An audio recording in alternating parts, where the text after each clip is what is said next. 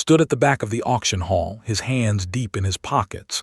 The room was filled with aliens of every shape and size. Some had 4 arms, some had scales, some floated in the air using machines attached to their bodies, and all of them looked at like he was dirt on their shoes. He was human, that was his crime. Humans had only joined the galactic community 15 years ago. They were new, they were weak, their ships were slow, their weapons were old, and every other species in the galaxy made sure humans never forgot it. Was 34 years old. He had dark hair, tired eyes, and rough hands from years of hard work. He ran a small salvage business, buying broken ship parts and selling them for small profits. It was not a good life, but it was his life. He had built it himself, piece by piece, in this cold station floating among the stars. Station 12 was a massive trading hub. Thousands of aliens lived and worked here. Ships came and went every hour, carrying goods from 100 different worlds. The station was controlled by a species of tall, pale beings with 4 arms and cold eyes. They believed they were better than everyone else. They believed the galaxy belonged to them. Today, the auction hall was selling salvage contracts. These contracts gave people the right to collect and sell debris from dead ships and abandoned planets. It was how he made his living. He had saved money for 6 months to bid on a good contract today. The auctioneer, a female with silver robes, called out the next item. It was a contract for debris found near a planet called 7. The debris field was large. The scans showed good metal. Raised his hand to bid. Before he could speak, a voice cut through the room like a knife. "The human wants to bid." The voice was full of amusement. How entertaining. Turned. Commander stood near the front of the room, surrounded by his officers. Was a high-ranking military commander. He was tall, even for his species, with pale blue skin and 4 muscular arms crossed over his chest. His eyes were the color of ice, and they looked at with pure contempt. "I bid 12,000 credits, said, ignoring him. 15,000, said immediately. Felt his stomach drop. 15,000 was almost everything he had, but he needed this contract. He needed it to survive. 16,000, said. 20,000, smiled. It was not a kind smile. The room went quiet. Everyone was watching now. Could feel their eyes on him. Some were curious. Most were amused. A few were already laughing quietly. Had 22,000 credits. It was everything he owned. If he bid it all and won, he would have nothing left to actually do the salvage work. But if he did not bid, he would lose anyway. 21,000, said. His voice was steady, but his heart was pounding. Laughed, it was a cruel sound. 25,000. Closed his eyes, he was finished. He knew it. Everyone in the room knew it. The human cannot pay, said loudly. Perhaps he should go back to his dirty little planet and dig in the mud with the other animals. The room exploded with laughter. Aliens of every species pointed at and made jokes in languages he did not understand. A group of officers clapped on the back like he had won a great victory. Stood there and took it. What else could he do? He was one human in a room full of aliens who hated him. He had no power. He had no friends. He had nothing. The auction continued. Bid on every contract tried to get. He did not even want most of them. He just wanted to humiliate the human, and it worked. By the end of the auction, had lost everything except one contract. It was for the surface of 7 itself, not the debris in space but the planet below, the jungle planet. Everyone knew it was worthless. The surface was covered in thick, dangerous jungle. The air was toxic in some areas. The animals were deadly. No one had set foot there in thousands of years. No one else bid on it. The price was 500 credits. Bought it because it was all he could afford. As he walked out of the auction hall, blocked his path. The commander looked down at with disgust. You bought the jungle contract, said. Good. Go down there and die. It will save us the trouble of removing your kind from this station. I paid for my contract, said quietly. I have every right to be here. Leaned closer. His breath was cold on his face. Rights? Humans have no rights. You are guests in our galaxy, and guests can be removed whenever we choose. Did not respond. He walked around and kept going. Behind him, he heard the laughing again. He walked through the lower decks of the station, past the cheap bars and the broken lights. His quarters were small, barely big enough for a bed and a desk. The walls were metal. The air smelled like oil. It was not much, but it was home. Sat on his bed and looked at the contract in his hands. 7. A jungle planet, worthless, everyone said, dangerous, a death sentence. But it was his, the only thing in the galaxy that was truly his. He thought about giving up. He thought about selling his ship and going back to Earth. He thought about living a quiet life somewhere far from aliens who hated him. But then he remembered space. He remembered the laughter. He remembered being called an animal. No, he would not give up. He would not run. Stood up and walked to his ship. It was a small shuttle, old and beaten but still working. He loaded his supplies, checked his equipment, and programmed the navigation computer. 7. The jungle planet, the place where humans went to die. Started the engines and flew toward the planet. He did not know what he would find there. He did not know if he would survive. But he knew one thing for certain. He was done being laughed at. The shuttle broke through the clouds, and below him the jungle stretched out in every direction, dark and endless and waiting. Had nothing left to lose, and sometimes that was the most dangerous thing a man could have. The jungle of 7 was alive in ways had never seen before. The trees were so tall that their tops disappeared into the mist. The leaves glowed with soft blue and green light. Strange sounds filled the air, calls and screams from animals he could not see. The air was thick and hot, and every breath felt like drinking water. Landed his shuttle in a small clearing and stepped outside. His boots sank into the soft ground. Insects the size of his fist flew past his face. Somewhere in the distance, something roared. He checked his equipment. He had a scanner to find metal, a cutting tool, a small weapon for protection, and enough food and water for 2 weeks. It was not much, but it would have to be enough. For the first 2 days he found nothing. The jungle was thick and difficult to move through. Vines grabbed at his legs. Thorns cut his arms. At night he slept in his shuttle with the doors locked, listening to creatures scratch at the metal walls. On the 3rd day, his scanner picked up something strange.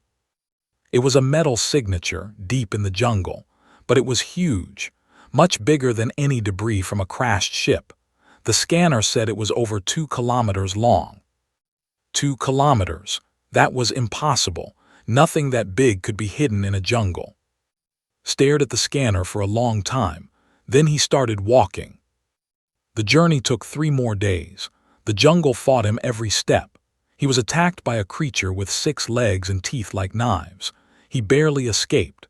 He walked through a valley filled with flowers that released toxic spores.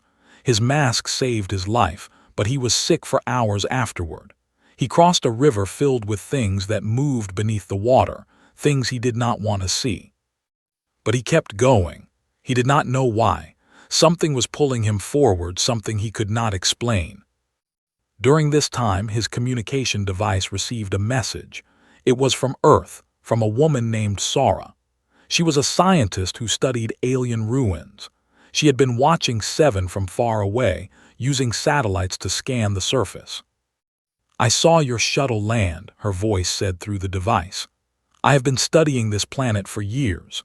There are ruins here, very old ruins. I think they belong to a species called the Architects." Had heard of the Architects. Everyone had. They were a legend, a myth. They had lived 200,000 years ago, and they had built things that no other species could understand. Then they disappeared. No one knew why. No one knew where they went. "The Architects are not real," said into his device. "They are just stories." "Maybe," Sarah replied, "but something built those ruins, and your scanner is detecting something very large. I would like to help you find it. In exchange, you share whatever you discover with me. Thought about it. He was alone on a dangerous planet. He had no one to help him, and this woman seemed to know more about Seven than anyone. Okay, he said, help me. Sora guided him through the jungle using satellite images. She told him which paths were safe and which were dangerous. She warned him about predators and poison plants. Without her help, he would have died 10 times over. On the 6th day, he found it. The trees opened up and stopped walking. His mouth fell open. His heart stopped beating for a moment. Before him was a ship. But it was not like any ship he had ever seen. It was enormous, bigger than Station 12 itself. It stretched across the jungle floor like a sleeping giant. Trees grew on its surface. Vines covered its hull, but beneath the plants and dirt could see metal, beautiful dark metal that seemed to absorb the light. What is that? Sora whispered through the communication device. She could see it through his camera. I do not know, said, but it is beautiful. He walked closer. The ship was old, older than anything he had ever seen, but it did not look broken. It looked like it was sleeping, waiting for something. Reached out and touched the hull. The moment his fingers made contact, something happened. Lights flickered beneath the metal surface. A deep hum filled the air. The ground shook slightly. Sora said, her voice filled with fear and excitement. What did you do? I just touched it, he said. A section of the hull slid open. It moved smoothly, silently, like it had been waiting for this moment for thousands of years. Inside, there was a corridor lit with soft, golden light. Looked at the opening. Every part of his brain told him to run. This was unknown. This was dangerous. This could kill him. But he had come too far to stop now. He stepped inside. The corridor was clean, impossibly clean for something that had been buried in a jungle for 200,000 years. The walls were covered in strange symbols that seemed to move when he was not looking directly at them. The air was fresh and cool. Walked deeper into the ship. He passed rooms filled with machines he did not understand. He passed windows that showed views of places that did not exist, stars and planets he had never seen. Finally, he reached a large chamber at the center of the ship. In the middle of the chamber was a platform, and above the platform floated a ball of soft blue light. As approached, the light changed. It stretched and shifted until it formed words in the air. The words were in a language he did not know, but as he watched, they slowly changed, becoming letters he could read. Welcome, the words said. We have WAITED for you. Who are you? Asked. I am the voice of this vessel, the light replied. The ARCHITCSCREATED long ago. They knew their time was ending. So they hid their greatest creations and WAITED for those who would come after. Why me? Asked. Why did the ship respond to me? Because you came alone. Because you came with nothing. Because you came not for power or wealth, but because you had no other choice. The ARCHITCTSWANTED, their gifts to go to those who needed them, not those who WANTED them. Stood in silence. He was a simple salvage trader. He had come here to find scrap metal. Instead, he had found something impossible. What is this ship? He asked. This is a sovereign-class dreadnought. It was built to end wars. It was built to protect the weak from the strong. It is now yours if you choose to accept it. Thought about Station 12. He thought about every alien who had ever laughed at him, called him an animal, treated him like garbage. He looked at the light. I accept, he said. The ship hummed. The lights grew brighter, and deep in the jungle of Seven, something ancient began to wake up. The ship came alive around like a giant waking from a long sleep. Lights turned on in corridors that had been dark for thousands of years. Machines hummed with power. The air filled with energy that made his skin tingle. The blue light in the center of the chamber changed shape again. It became smaller, more focused, like a single point of brightness floating in the air. "You will need a way to speak to me," the light said. Its voice was calm and gentle, neither male nor female. "What would you like to call me?" Thought for a moment. On Earth, there was a word for the wind, for something that moved freely and could not be controlled. He said, "I will call you." The light repeated, "I accept this name, and what will you call this vessel?" Looked around at the massive ship. On Earth, there were old stories about guardian creatures, beasts that protected the innocent and punished the wicked. One of them was called a creature that could tell right from wrong. Said, "This ship is the said, "It is a good name, strong and meaningful. The architects would have approved." Over the next several hours showed the ship. It was even bigger than he had imagined. There were hundreds of rooms, thousands of corridors. There were living quarters that could house 10,000 people. There were medical bays with technology that could heal almost any injury. There were gardens filled with plants that still grew after 200,000 years. And there were weapons. Took to the weapons control room. It was a large chamber filled with screens and controls. But the controls were simple, designed so that anyone could use them. "The carries weapons that can destroy entire fleets," explained. But the architects did not want destruction. They wanted peace. So they designed the primary weapon system to disable, not kill. Showed him how it worked. They could send out a pulse of energy that would shut down every weapon and engine within a huge area. Ships would be left floating helplessly, but no one would die. No one would be hurt. Why, asked, why not just destroy enemies? Because the architects believed that killing should always be the last choice, said. They believed that most conflicts could be solved if one side simply showed overwhelming power and then chose not to use it. Mercy is stronger than violence. That is what they believed. Understood, it was a good belief. It was something he could accept. "There is one more thing," said. "Before they can fully bond with you, I must ask you a question. The architects programmed me to ask this question of anyone who found their ships. Your answer will determine if you are worthy." Nodded, ask. The blue light pulsed slowly. "What do you seek, conquest, revenge, or justice?" Closed his eyes. He thought about the laughter in the auction hall. He thought about every moment of humiliation he had experienced since humans joined the galaxy. He wanted revenge. Part of him wanted it badly. He wanted to fly back to Station 12 and make them all pay for how they had treated him. But he also knew that revenge would not make anything better.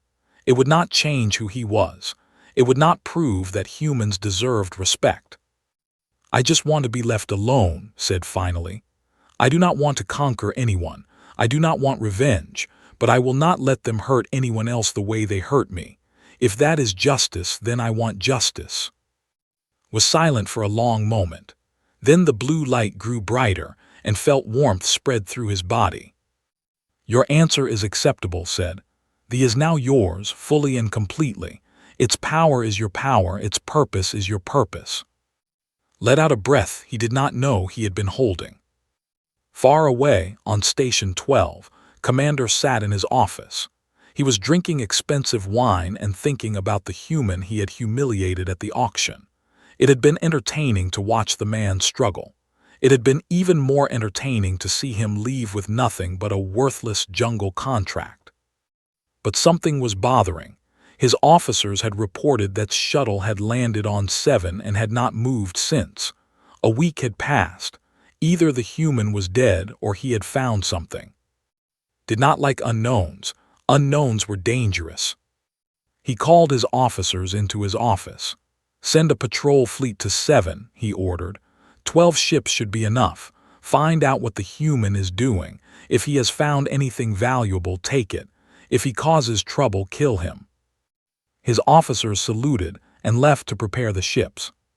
Smiled. Soon the human problem would be solved. Soon everything would be as it should be. On 7, sat in the captain's chair of the. Through the ship's sensors, he could see everything happening in space above the planet. He watched as 12 warships appeared in orbit. They have come for you, said. I know, replied. What do you want to do?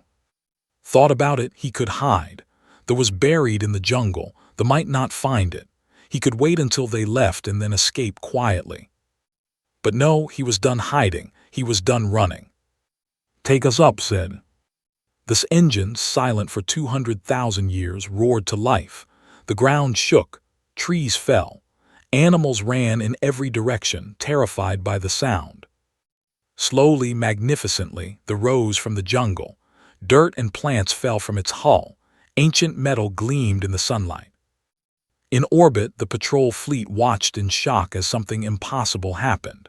A ship, bigger than anything they had ever seen, rose from the planet below.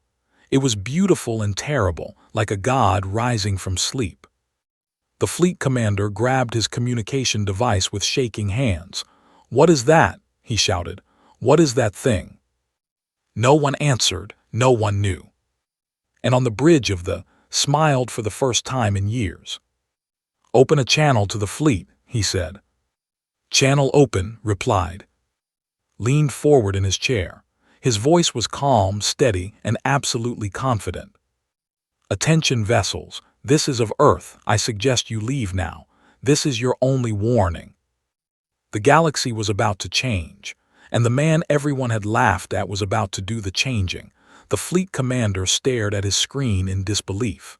The ship rising from the planet was impossible. It was over 2 kilometers long. Its hull was made of a metal that did not appear on any scan, and it was being commanded by a human, a single, worthless human. This is commander of the 3rd Patrol Fleet, the commander announced through his communication system. You are ordered to surrender immediately. That vessel belongs to the Empire by right of discovery. On the bridge of the laughed softly. Right of discovery, I found this ship, I woke it up, it chose me. You are a human, replied, his voice full of contempt. Humans do not have rights. Surrender now or we will destroy you. Looked at the 12 warships surrounding him. They were armed with the best weapons they had. They were crewed by trained soldiers. By all logic, they should have been able to destroy any single ship. But there was not any single ship. Said quietly, if they attack, can we disable them without killing anyone? Yes, replied. The primary pulse weapon will shut down all their systems. They will be helpless but alive. Nodded, good. I do not want to kill anyone today. He opened the communication channel again. Commander, I am giving you one more chance. Leave now and no one gets hurt. Attack me and you will regret it. There was silence, then laughed. It was the same kind of laugh I'd heard so many times before, the laugh of someone who thought they were better than him. All ships ordered open fire.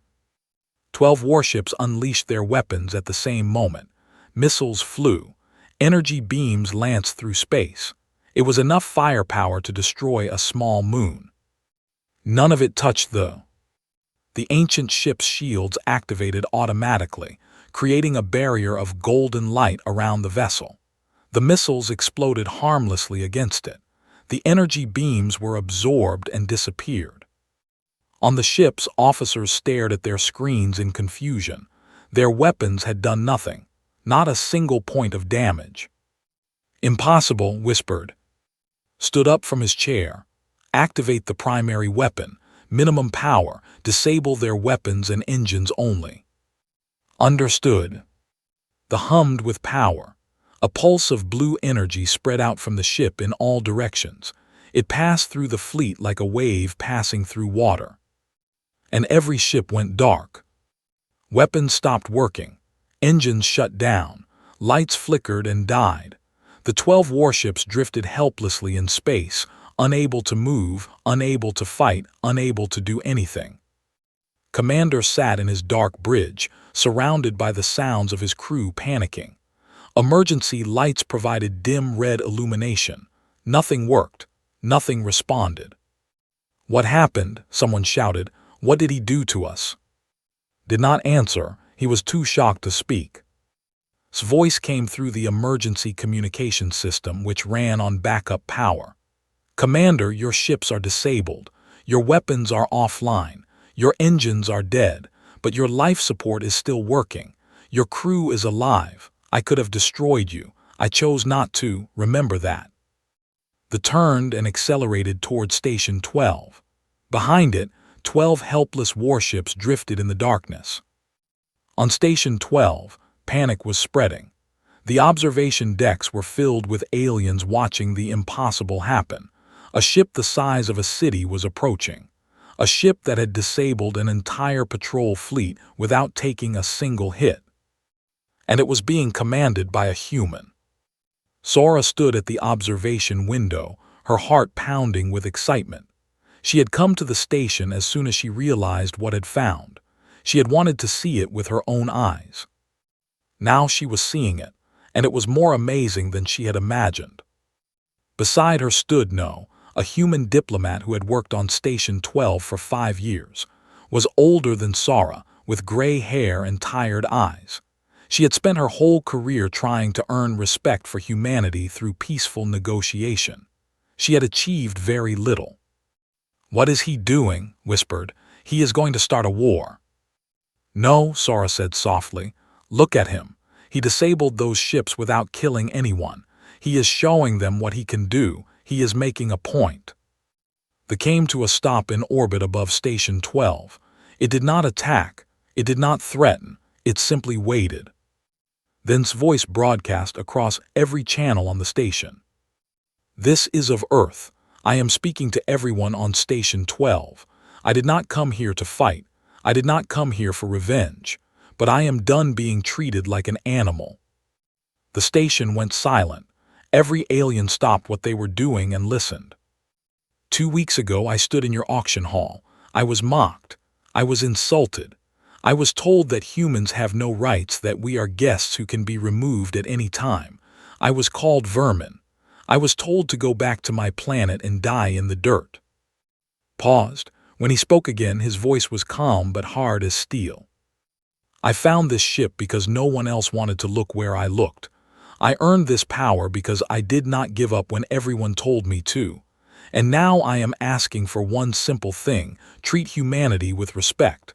Not fear, not submission, just basic respect." In his office, Commander watched the broadcast with a face as pale as snow. His hands were shaking. The human he had humiliated, the man he had called an animal, now commanded a weapon that could destroy everything he had ever built. "We should attack," said to his officers. "We should gather every ship we have and destroy him before he becomes a bigger threat." "Sir," one of his officers replied, his voice trembling, "he disabled 12 warships in 1 second. We have maybe 50 ships within a day's travel. What do you think he will do to 50 ships?" Had no answer. On Station 12, the Council began emergency discussions. They wanted to fight. Other species were not so sure. The human had shown incredible power, but he had also shown restraint. He had not killed anyone. He was not demanding surrender. He just wanted respect.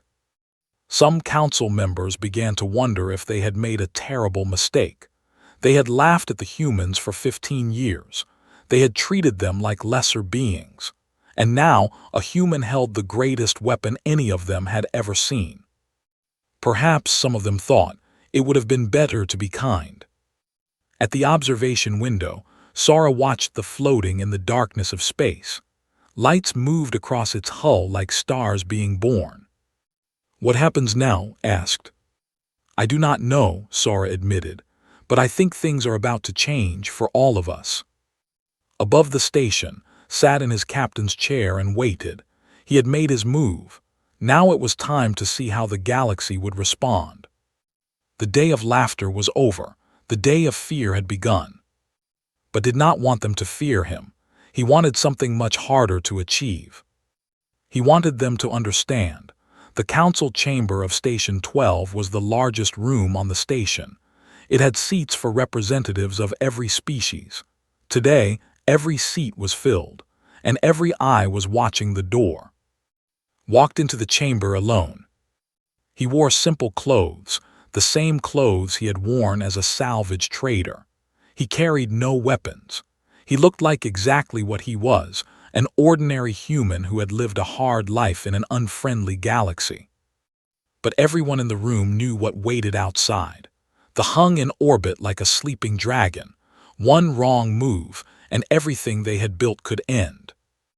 Walked to the center of the chamber and stopped. He looked around at the faces watching him. Some were afraid, some were angry, some were curious. Commander sat in the section, his 4 arms crossed over his chest. His face was a mask of hatred. "Thank you for meeting with me," said. His voice was calm and quiet, but it carried through the silent room. "You gave us no choice," the council speaker replied. He was an old with gray skin and tired eyes. "You have brought a weapon of war to our station. You have disabled our ships. You have made demands. This is not a negotiation. This is a threat." "No," said, "this is an opportunity." He looked around the room again. 200,000 years ago, a species called the Architects looked at the galaxy and saw what it would become. They saw species fighting each other. They saw the strong crushing the weak. They saw hatred and cruelty everywhere. So they built ships like thee and hid them across the galaxy. They waited for someone to find them, someone who would use their power not for conquest but for peace. The council members shifted in their seats. No one spoke. "I am not a warrior," continued. "I am not a leader. I am just a man who wanted to make an honest living, but you would not let me. You mocked me. You cheated me. You treated me like I was less than nothing. Why? Because I am human, because we are new, because we are different." He took a deep breath. "I could destroy you, all of you. That has weapons that could turn this station to dust in seconds, but I will not use them, because destroying you would make me no better than you. It would prove that humans are exactly what you thought we were, violent animals who only understand power." Stood up suddenly. "Pretty words from a man holding a weapon to our heads. You are a coward hiding behind ancient technology. Without that ship, you are nothing." Turned to face him. "You are right. Without the I am nothing. I am just one human in a galaxy that hates my species. But that is exactly why the ship chose me. Because I came to it with nothing. Because I was not looking for power. I was just trying to survive." He turned back to the council. "Here is my offer. That will become a neutral peacekeeping vessel. It will protect any species from aggression. If someone attacks you unfairly, I will defend you. If someone tries to conquer you, I will stop them, even if that someone is human. The ship will serve justice, not any single species." The chamber exploded with noise. Species that had been silent for years suddenly had opinions. Some were shouting in support. Others were screaming in opposition. The delegation looked ready to start fighting right there. The council speaker raised his hands for silence. It took a long time, but eventually the room quieted. "And what do you want in exchange?" the speaker asked. "Recognition," said. "Full and equal recognition for humanity. We want seats on this council. We want the same trading rights as everyone else. We want to be treated as members of the galactic community, not as guests who can be thrown out at any moment." Before anyone could respond, moved. He had been hiding a small weapon beneath his robes. In one smooth motion, he pulled it out and fired at. Everything happened very fast. No, the human diplomat had been watching carefully. She had seen his hand move. She threw herself at him just as he fired. The shot went wide, hitting the floor instead of, crashed into, and they both fell to the ground. Guards rushed forward, was pulled away screaming about human treachery, stood up slowly, her hands shaking but her eyes steady. And outside the responded. Every screen in the council chamber flickered. They showed the same image, the weapons systems powering up. Targeting displays appeared, showing exactly where the ship was aiming. Every major structure on Station 12, every warship within range. The message was clear. One more attack on and everything would end. But then the weapons powered down. The targeting displays disappeared. The screens went dark. Looked at the council. His face was calm, but his voice carried a new weight. That was the ship's mind, it protects me, but I told it to stand down. I did not come here to kill anyone, I came here to talk. He turned to look at who was being held by guards. You just tried to murder me in front of the entire council. Everyone saw it. Everyone knows what kind of person you really are. Said nothing. His face was twisted with rage and shame. Turned back to the council. I ask again, will you accept my offer, peace and protection in exchange for recognition and respect? The council voted. It took 3 hours of argument, shouting, and negotiation. But in the end, the vote passed. By a narrow margin, humanity was recognized as equal members of the galactic community. 6 months passed. They patrolled the neutral zones between different species territories. Twice, it stopped wars before they could start. 3 times, it rescued ships in distress. Once, it protected a colony from raiders, proving that meant what he said about protecting everyone. Sora joined this crew as its chief scientist. She spent her days studying the architect's technology, trying to understand how they had built such amazing things. She was happy in a way she had never been before. No became humanity's first ambassador with real power. She sat on the council as an equal. When she spoke, other species listened. The woman who had saved life had become the voice of her entire species. And himself became something he had never expected to be, a symbol, a guardian, a reminder that power and mercy could exist together. One day he visited in prison. The former commander sat in a small cell, stripped of his rank and his honor. He had been convicted of attempted murder in front of the entire council. His own species had abandoned him. Stood outside the cell and looked at the man who had once called him an animal. "Why did you come here?" asked. His voice was empty, broken. Did not answer. He looked at for a long moment, then turned and walked away. There was nothing to say. The universe had already said everything that needed to be said. That night stood on the bridge of the looking out at the stars. Soft blue light glowed beside him. "Do you regret it?" asked. "Inheriting this burden, becoming what you have become?" Thought about the question. He thought about the life he had lost, the simple life of a salvage trader. He thought about the responsibility he now carried, the weight of being a guardian for an entire galaxy. He thought about the laughter in the auction hall. He thought about being called vermin. He thought about all the humans who had suffered because the galaxy did not see them as worthy. "No," he said finally. "Someone had to do this.